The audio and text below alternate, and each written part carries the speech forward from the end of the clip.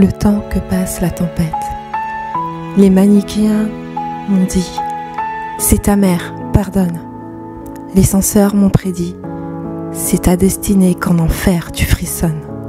Les sages, eux, m'ont dit « À la peur tu te confrontes, mais la paralysie et la procrastination tu abandonnes ».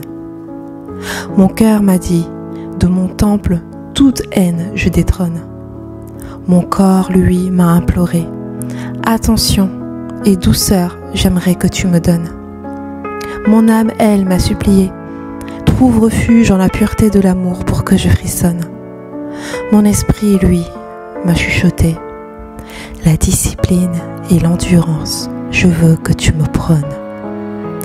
Et enfin, durant ce périple, la symphonie des peupliers m'a fredonné « À l'art, il faut que tu t'abandonnes ». C'est alors que la lune a éclairé ma plume, et depuis, à elle, passionnément, je m'adonne.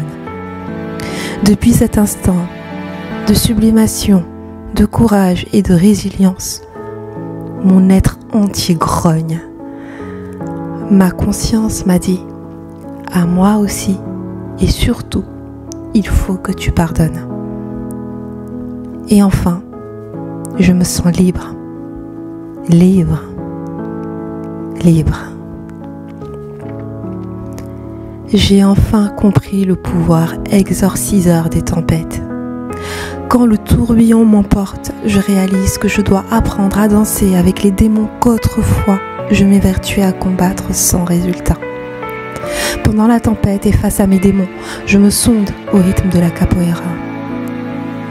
Le temps que passe la tempête, je me dis aussi, responsabilise-toi, et pour le destin, advienne que pourra.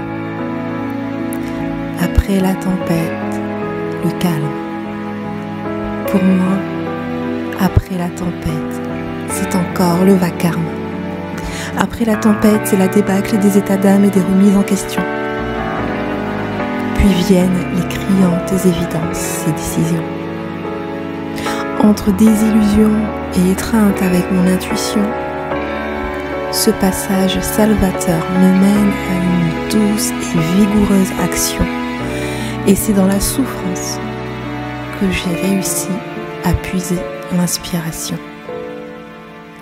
Je fredonne alors les mots MAUX qui ne se disent pas à haute voix. Je trouve enfin la paix et mon mantra est devenu: nous sommes en stage ici-bas. Les épreuves ne sont pas des malédictions, elles sont pour l'âme l'ascension. Accueille-les avec abnégation. Elles te conduiront pour les autres et pour toi-même à la douceur de la compassion et à la ferveur de la vertueuse passion. Va, vis. Va, vis, souris.